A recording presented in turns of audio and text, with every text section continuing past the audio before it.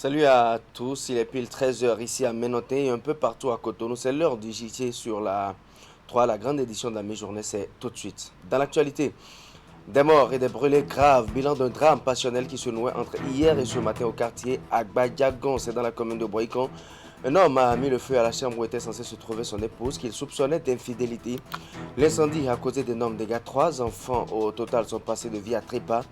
2 autres, à en croire les voisins, sont dans une situation critique. Et puis, un code d'éthique pour responsables d'exécutifs communaux et conseillers communaux et municipaux, c'est une démarche du gouvernement tendant à assainir la gouvernance à la base. Le document va donner au pouvoir central de mettre en place un dispositif qui veille à une gestion judicieuse des ressources allouées aux collectivités décentralisées.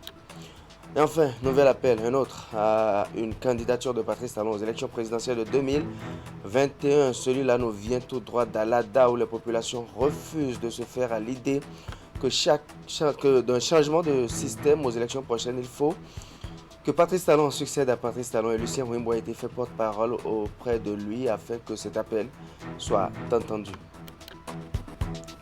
Voilà pour le sommaire. Bonjour à nouveau, bienvenue. Installez-vous confortablement. Passion et drame au quartier Agbadiagon à Boïcon. Un père de famille soupçonnant son épouse d'infidélité a incendié la chambre dans laquelle cette dernière était censée se trouver, mais mal lui en a pris.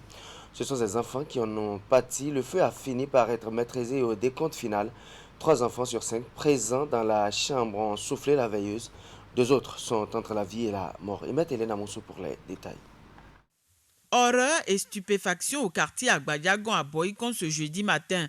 Un heureux mariage éprouvé par le temps et les vicissitudes a tourné au vinaigre. La nuit précédente, les locataires d'une cour ont constaté une fumée et ont été alertés par des cris appelant au secours. Ils se dépêchent pour défoncer la porte et voient plusieurs enfants allongés avec des brûlures suffisamment graves. Quand je suis arrivé, j'ai vu les enfants sont par terre, ils sont brûlés à 0 degré. J'ai fait appel au commissaire et il a appelé les sapeurs et ensemble on a évacué les victimes au CHD Goho et ils ont dit non, qu'ils ne peuvent pas garder. Et arrivé à Saint-Camille d'Avougon, les autres aussi ils ont refusé et finalement on les a évacués à Zanyalando. Et ce matin j'ai appris que une fille est décédée et quelques temps après les 3 sont partis. Et vraiment, tout le monde a déploré la situation dans le quartier.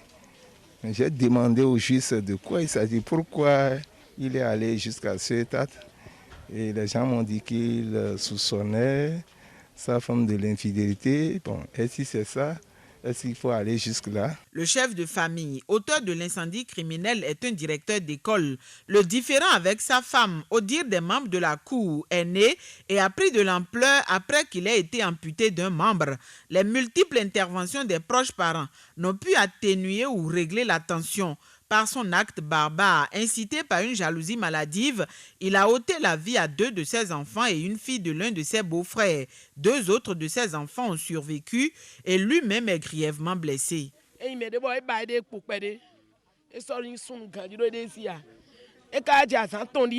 C'est un monsieur qui semble impuissant. Avant-hier, il a décidé de s'empoisonner avec les enfants. À son garçon Clovis, il a commandé de l'essence avec laquelle il a aspergé le lit. Croyant la femme dans la chambre à coucher, il y a mis le feu. Le garçon, pour sauver son petit frère, l'a enroulé de paille et jeté à l'arrière-cour.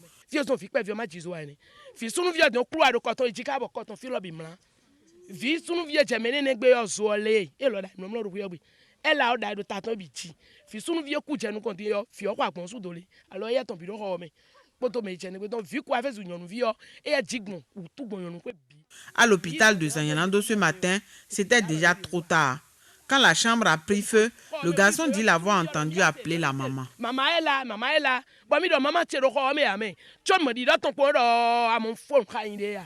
De l'amour à la haine, ce père de famille a fini par commettre l'irréparable. Faute de retenue et surtout de compréhension, une histoire qui aurait pu connaître un dénouement a fini par un drame. Heureusement, l'incendie provoqué a été très tôt circonscrit par les sapeurs-pompiers et n'a pu atteindre d'autres chambres dans la concession.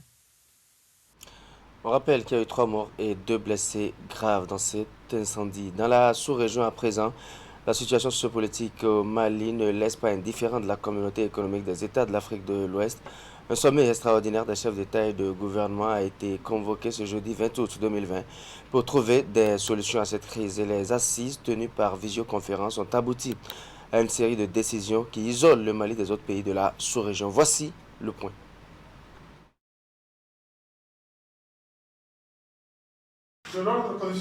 Des chefs d'État et de gouvernement de la sous-région ouest-africaine en conclave pour débattre de la crise sociopolitique au Mali. Un sommet extraordinaire tenu par visioconférence à cause du contexte sanitaire actuel et qui a accouché d'une série de mesures. Les chefs d'État tiennent à dire fermement qu'ils dénient catégoriquement toute forme de légitimité aux militaires putschistes et exigent le rétablissement immédiat de l'ordre constitutionnel. Ils demandent le rétablissement du président Ibrahim Boubacar Keïta en tant que président de la République, conformément aux dispositions constitutionnelles de son pays. Nos chefs d'État ont décidé aussi de suspendre le Mali de tous les organes de décision de la CEDEAO avec effet immédiat, conformément au protocole additionnel sur la démocratie et la bonne gouvernance, et ce jusqu'au rétablissement effectif de l'ordre constitutionnel. Tout en demandant qu'Ibrahim Boubacar Keïta soit libéré immédiatement par les militaires, le sommet a décidé de la fermeture de toutes les frontières du Mali avec la sous-région. Des mesures dites de fermeté et d'ouverture. La fermeté pour dire que l'ère des coups d'État et des putschs est révolue, non seulement en Afrique, mais particulièrement dans notre sous-région. Ouverture parce qu'ils vont dépêcher une mission sous la conduite du médiateur désigné, l'ancien président Goodluck Jonathan du Nigeria, pour parler dans un esprit de dialogue et d'inclusivité totale avec toutes les forces et toutes les parties en présence au Mali, afin que ce pays puisse renouer avec une vie constitutionnelle normale, afin que les populations du Mali puissent jouir d'une quiétude qui est la responsabilité première des dirigeants. À ces travaux dirigés par le président nigérien Issoufou Mahamadou, président exercice de la CEDEAO, le Bénin y a participé de bout en bout avec le président Patrice Talon. Et ce sommet a permis au président de la République d'exprimer la position de notre pays, position qui rejoint très largement les décisions qui sont celles qui ont été finalement arrêtées par la conférence extraordinaire des chefs d'État. Parallèlement à cette participation active au sommet extraordinaire de l'organisme sous-régional, le Bénin a pensé à sa diaspora vivant au Mali, et ceci à travers un mot d'ordre. C'est d'observer les consignes de sécurité qui sont données généralement par ce pays-là, c'est d'être prudent, c'est pour nos populations de respecter toutes ces consignes-là. La prudence est de mise, mais nous restons attentifs à la situation de nos compatriotes qui se trouvent dans le pays frère qui connaît des difficultés, ce pays, le Mali, qui nous est cher. Sur le terrain à Bamako, l'instabilité sociopolitique reste encore perceptible. Des édifices publics sont toujours la risée des manifestants qui certainement ne digèrent pas le putsch du 18 août dernier. Pour le moment, le président démocratiquement élu Ibrahim Boubacar Keïta est toujours prisonnier des militaires qui l'ont contraint à démissionner et à dissoudre le Parlement. Dans un tout autre registre, les membres du Conseil de surveillance de l'Autorité nationale de sûreté radiologique et de radioprotection entrent dès ce jour en fonction. Ils sont au total 7 membres, dont un président nommé par le chef de l'État. La cérémonie d'installation a été présidée par Pascal Irénée Koupaki, ministre d'État, secrétaire général à la présidence. Le récit avec Ali Moumouni. Décret numéro 2019-573 du 24 décembre 2019 portant nomination des membres du Conseil de surveillance de l'Autorité nationale de sûreté radiologique et de radioprotection. Ils sont au total 7 membres, dont un président nommé au sein du Conseil de surveillance de l'Autorité nationale de sûreté radiologique et de radioprotection.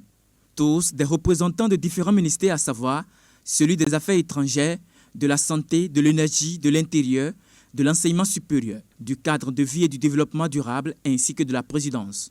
L'installation officielle des membres du Conseil de surveillance de l'Autorité nationale de sûreté radiologique et de radioprotection marque une étape importante dans la mise en œuvre du programme d'action du gouvernement et de la modernisation des structures de l'État.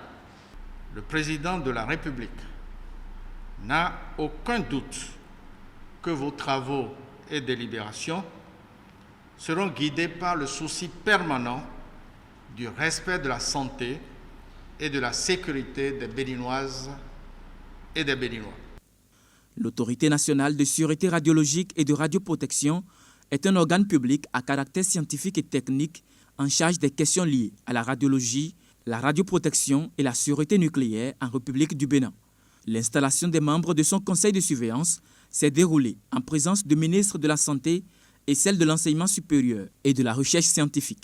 Notre pays s'est engagé dans une perspective de réglementation de l'utilisation des rayonnements ionisants à des fins pacifiques. C'est dans ce cadre que la loi 2017-19 portant sûreté radiologique et sécurité nucléaire en République du Bénin a été promulguée par le président de la République le 15 mars 2018. Les membres du conseil de surveillance de l'Autorité nationale de sûreté radiologique et de radioprotection prennent ainsi fonction pour un mandat de 3 ans. Ils ont 7 missions fondamentales dont la première se résume à la conception, la proposition et la mise en application de la réglementation en matière de la sûreté radiologique et de la sécurité nucléaire. À présent, ouverture ce jeudi des travaux de la revue du plan de travail annuel au ministère de la fonction publique. Les cadres ont à procéder à une évaluation à mi-parcours du niveau d'exécution des projets et programmes, de sorte à identifier d'éventuels goulots d'étranglement et parer au plus pressé. Ali Moumouni et Darou Pay.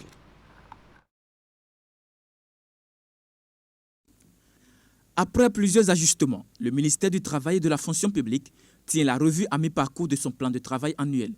Conséquence de la Covid-19, qui n'a d'ailleurs pas été sans impact sur les performances de l'institution au cours des 6 derniers mois. Cependant, des efforts restent à faire au regard des taux atteints qui se présentent comme suit. 31,70% pour le taux d'exécution physique TEP, 33,62% pour le taux d'exécution financière TEF, bas engagement. Mesdames et messieurs, il nous reste malgré tout beaucoup d'efforts à faire. Et ce n'est qu'en agissant de concert que nous atteindrons les objectifs qui nous sont fixés. La ministre du Travail et ses collaborateurs mettent à profit toutes les occasions pour exécuter les différentes activités. Ceci s'explique par la remise de matériel roulant aux directeurs départementaux. En ce qui concerne le développement des infrastructures, les directions départementales, vous avez vu que nous avons procédé à la remise de véhicules aux directeurs départementaux parce qu'actuellement, il ne s'agit pas de faire des travaux de bureau, mais il faut aller sur le terrain. Il faut aller travailler sur le terrain. Il leur faut des véhicules. C'est pour ça que nous avons procédé à la remise des véhicules pour que le personnel puisse vraiment accomplir le travail qu'il faut. Il faut également retenir en compte que nous avons travaillé sur la dématérialisation des processus en ce qui concerne la fonction publique. Pour l'atteinte des objectifs du ministère, les participants procèdent également au partage d'expériences et à l'analyse rétrospective de l'exécution des activités du plan de travail annuel au titre du premier semestre 2020. Ils auront aussi à prendre en compte les recommandations formulées pour améliorer les performances futures. Voilà, et maintenant, décentralisation. Solution ultime, il faut bien l'espérer. En tout cas, la mauvaise gouvernance à la base, le gouvernement sort un joker. C'est le code d'éthique et de déontologie des élus communaux, municipaux et locaux. Le gouvernement entend désormais suivre de près la gestion des ressources à la base. Et ce document s'offre comme le moyen pour y parvenir. Voici le document qui vient révolutionner la pratique de la gouvernance dans les communes du Bénin.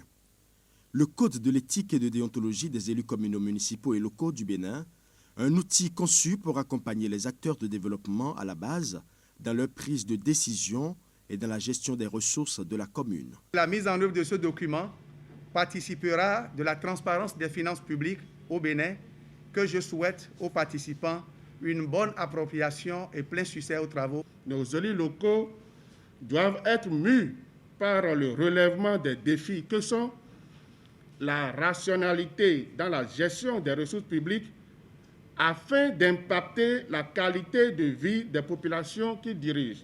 Fruit d'un long processus, Le code de l'éthique et de déontologie se veut le guide pratique de tous les élus communaux, municipaux et locaux. Grâce à ce précieux document, plusieurs déviances autrefois observées dans la gouvernance au niveau des communes peuvent être désormais évitées.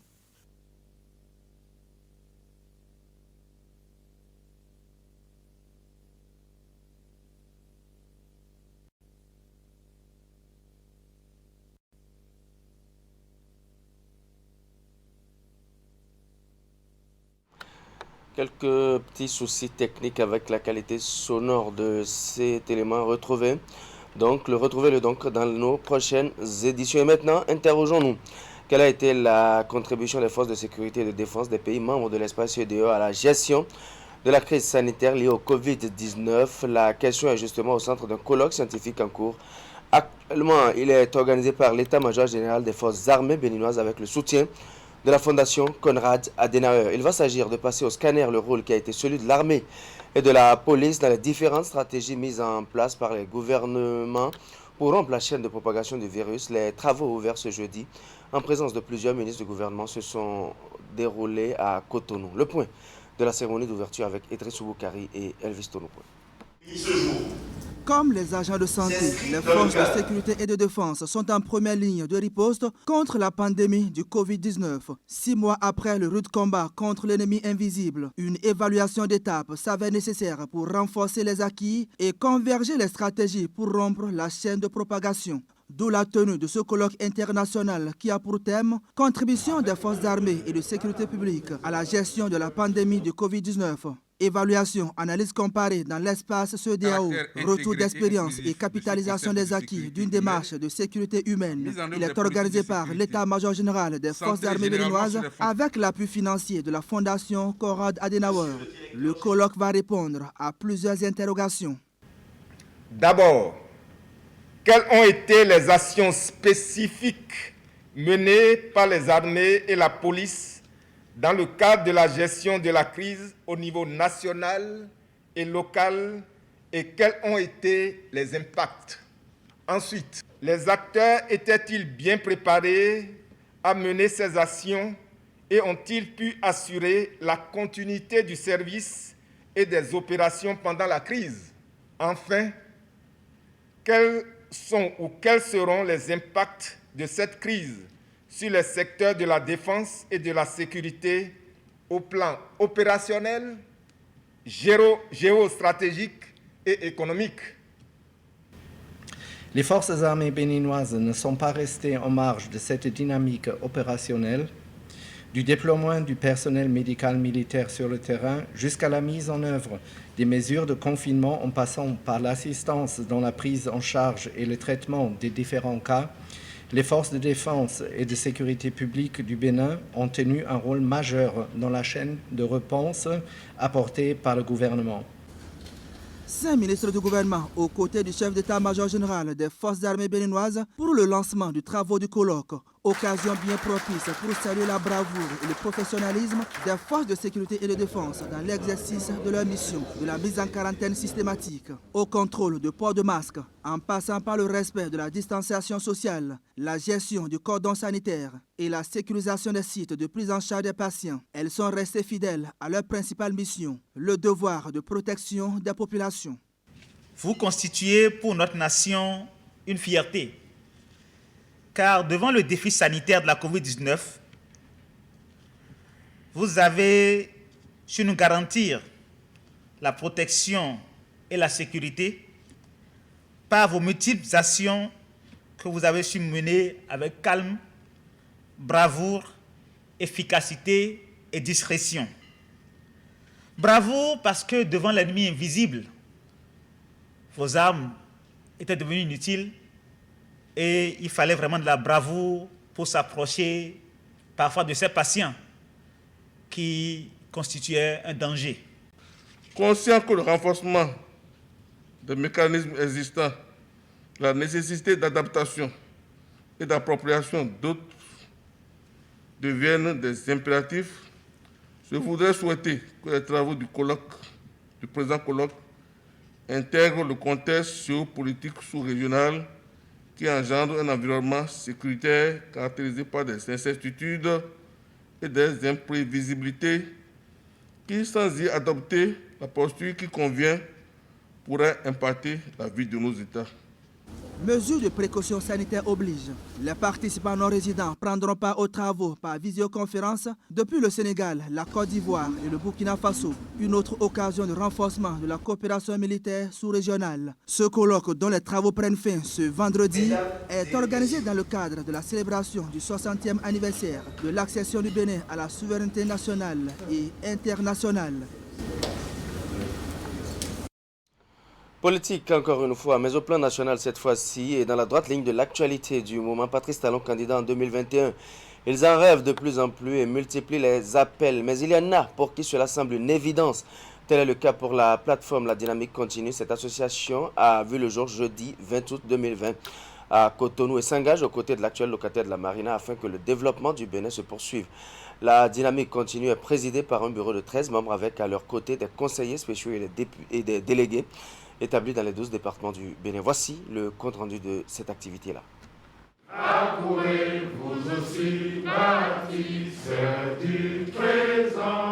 Depuis cette salle de conférence de l'Infosec à Cotonou, c'est une nouvelle dynamique qui prend corps et vie avec une position tout aussi tranchée sur le débat actuel de la candidature ou non de Patrice Talon à la présidentielle qui s'annonce. Désormais, la Dynamique Continue est dans la bataille pour la réélection du président Patrice Talon en 2021. Dans un parfait respect des gestes barrières imposés par la Covid-19, ces hommes et femmes pétris d'expérience pour avoir fait leurs preuves dans mes domaines et très au fait des enjeux politiques actuels donnent le ton. Pour eux, et c'est le fondement même de l'association, la candidature de Patrice Talon pour 2021 est une évidence. Les hommes et les femmes, membres de la Dynamique Continue, LDC, attachés à la légalité constitutionnelle et au développement, se doivent aujourd'hui de féliciter les députés de la 7e législature pour avoir empêché le projet de mandat unique. LDC considère donc que la candidature de Patrice Talon à l'élection présidentielle de 2021 est justifiée. Une candidature de Patrice Talon qui ne souffre d'aucune ambiguïté et qui s'appuie inévitablement sur la série de réalisations déjà achevées, celles en cours et bien d'autres à venir, en somme, la continuité des réformes engagées. Un nouveau mécanisme de protection sociale en faveur des populations vulnérables. Le vaste projet d'aménagement des marchés urbains et régionaux avec les commodités requises pour renforcer l'attractivité économique des villes concernées. Le projet spécial pour l'insertion des jeunes dans l'emploi qui favorise l'insertion dans le tissu économique à 2000 jeunes par an. Le président du comité d'organisation des travaux d'inviter chacun des Béninois où qu'il se trouve à prendre sa part au débat actuel, un débat éminemment citoyen. Face à ces réformes et à ce courage du chef de l'État qui prend souvent le risque d'être impopulaire, nous ne serons restés indifférents, nous, de cette association, et notre participation à cet effort de reconstruction de notre pays devient un devoir. Chacun doit savoir prendre sa part du débat actuel qui, avant d'être politique, est avant tout et d'abord un débat citoyen. Le Creuset ainsi dénommé s'engage pour la candidature de Patrice Talon pour 2021. Et si le débat déchaîne autant les passions, c'est aux yeux des précurseurs du Creuset la preuve que la jeunesse est admirative de la vision et des directives en cours pour le développement harmonieux du Bénin. La Dynamique Continue est présidée par un bureau de 13 membres avec des tentacules déjà étendus et portés par des délégués des 12 départements. Cette association peut également compter sur le savoir-faire de 7 conseillers spéciaux, au nombre desquels Didier Messon Djego, professeur Jérôme Aladaye, Moukara Moseni, Aurélien Soglo. Voilà, et au terme de cette sortie, quelques personnalités présentes à la cérémonie ont bien voulu se prêter aux questions de nos reporters. Elles se sont prononcées sur les objectifs à court, moyen et long terme de l'association. On les écoute sur des propos recueillis par Herman Parfait à Niambossou. Nous allons travailler en groupe organisé pour atteindre toutes nos populations.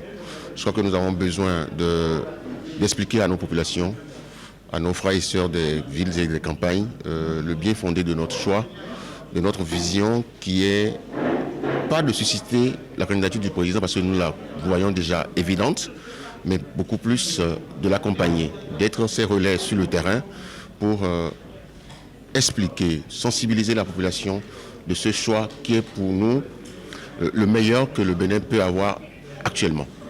Puisque nous voyons tout ce que le chef de l'État fait pour notre pays, pour notre chère patrie. Avant l'avènement du gouvernement de la rupture, le Bénin n'avait pas évolué si tant. Mais aujourd'hui, franchement, nous sommes fiers des réformes audacieuses opérées et donc on s'engage à accompagner le chef de l'État dans sa dynamique. Je lance un appel solennel à la jeunesse parce que le président Talon, vous allez remarquer, et que ce soit des ministres, vous allez voir, c'est des jeunes. Donc il a choisi de travailler avec les jeunes. Il ne faudrait pas que nous soyons, disons, nous restons derrière pensant que c'est d'autres personnes qui doivent faire le travail. Ce travail de réélection de notre président, c'est un travail de jeunes. J'appelle à toute la jeunesse béninoise de commencer par travailler pour que nous puissions faire réélire notre président en 2021. Voilà donc, c'est au tour à présent d'un groupement féminin d'appeler le chef de l'État à être candidat à sa propre succession pour l'élection présidentielle de 2021. Il s'agit des femmes Amazon de groupement Talon doit nous écouter.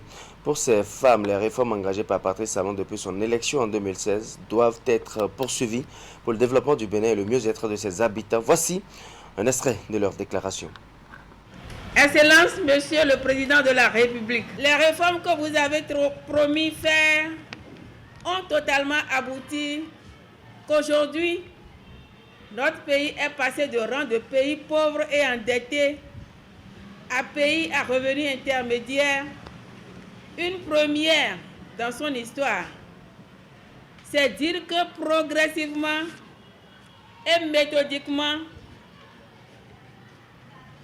le Bénin est sorti des sentiers battus de la navigation à vue qui court pendant longtemps chez nous et même jusqu'à un passé récent caractérisé par le règne des éléphants blancs, ces honteuses infrastructures jamais achevées, mais pour lesquelles tous les décaissements se font, battant ainsi tous les records en matière de corruption.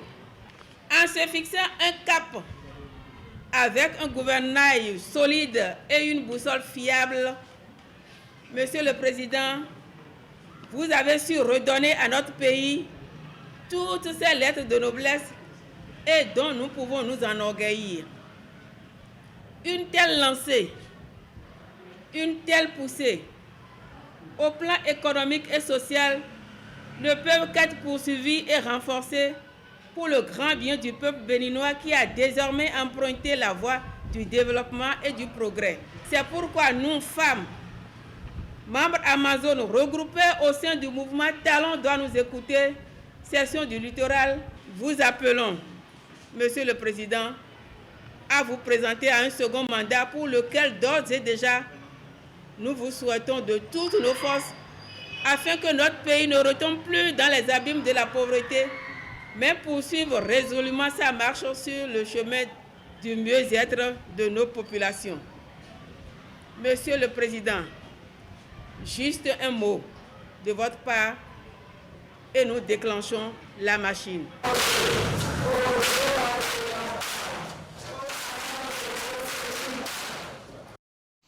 Toujours au sujet de la candidature de Patrice Talon pour la prochaine élection présidentielle, une autre voix s'est fait entendre. C'est celle de la population d'Alada qui fait de la candidature et la réélection du président de la République actuelle la priorité absolue du moment. Lucien Rounibo a, quant à lui, été mandaté pour porter cet appel acquis de droit. Un second mandat pour Patrice Talon. C'est la doléance des populations d'Alada ici réunies à la Maison des Jeunes de la commune. Jeunes femmes et notables de cette localité réclament à nouveau la candidature du président Patrice Talon pour 2021.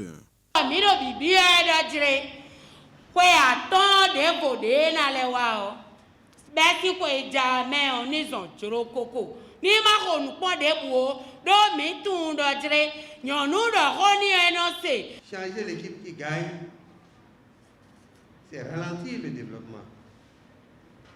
C'est vouloir tout recommencer. C'est piétiner. Et enfin, c'est ramer à compte courant. Les femmes, les hommes, jeunes, adultes et les anciens d'Alada de toutes catégories socio-professionnelles, mobilisés à travers le présent rassemblement, vous réitèrent notre confiance et vous sollicitons pour les 5 prochaines années à la tête de l'État. Ne pouvant rencontrer personnellement le président de la République, les populations d'Alada ont choisi un de leurs fils actuellement député à l'Assemblée nationale pour porter le message au chef de l'État. Un message symbolisé par un tableau et un siège royal. C'est une chaise. Donc nous demandons à tous ceux qui cherchent à s'asseoir sur le même siège que notre président Talon, que le fauteuil présidentiel, c'est une chaise, c'est pas un banc, ils n'ont qu'à attendre leur tour. Tout en rappelant qu'il ne s'agit nullement d'une campagne électorale, le député Lucien Ouimbo prend acte de la commission qui lui est faite et promet rendre fidèlement compte au président de la République. Vous avez trouvé juste qu'il faille revenir une seconde fois pour pouvoir achever l'œuvre qu'il a commencée. Et ça, nous le marquerons. Y compris moi, c'est toute la commune, y compris l'honorable Toy, le maire et tous ceux que vous voyez ici sont venus recevoir de votre main cette commission que vous verrez de nous transmettre. Et nous vous promettons que nous allons tout faire, quel que soit l'agenda du président de la République, nous allons tout faire pour lui transmettre votre commission. Le député Lucien Ouimbo est soutenu dans sa mission par 2 de ses collègues parlementaires, le nouveau maire d'Alada et son prédécesseur, sans oublier les nombreux cadres natifs de la localité, tous mobilisés pour ensemble susciter la candidature de Patrice Talon pour la présidentielle de 2021. Ici encore, quelques personnalités se sont prononcées au terme de cette activité. On va les écouter. Alada, c'est son pays. La population d'Alada l'aimait tant qu'il ne peut pas nous laisser orphelins et partir comme ça. Il a fait beaucoup de choses dans les autres pays qu'on n'a pas encore trouvé à Alada. Il a réalisé beaucoup d'œuvres qui est visible au su et au vu de tout le monde. Donc on les ôte, on l'attend impatiemment à Alada. Alada a voulu qu'il revienne finir ce qu'il a commencé. Parce qu'il a fait beaucoup de promesses à Alada, mais avec les 5 ans, il n'est pas arrivé à accomplir ce qu'il a promis à Alada. Donc c'est pour cela qu'Alada réclame encore son retour, pour qu'il revienne finir sa promesse. Alada a intérêt à le faire revenir. Pourquoi? Parce que, vu tout ce que le président Talon est en train de faire, le seul mandat ne peut pas le permettre d'achever tout ce qu'il a entrepris. Et aussi, vous savez, nous aussi, nous avons envie d'être comme les autres villes. Donc, tout ce qu'il est en train de réaliser dans les autres villes et tout ce qui est annoncé chez nous ici, nous souhaitons son retour pour pouvoir vraiment nous les réaliser. Voilà, fin du journal. Merci de nous avoir suivis. Merci d'avoir été des nôtres encore une fois. Prochain rendez-vous de l'information, c'est à 16h30. D'ici là, portez-vous bien.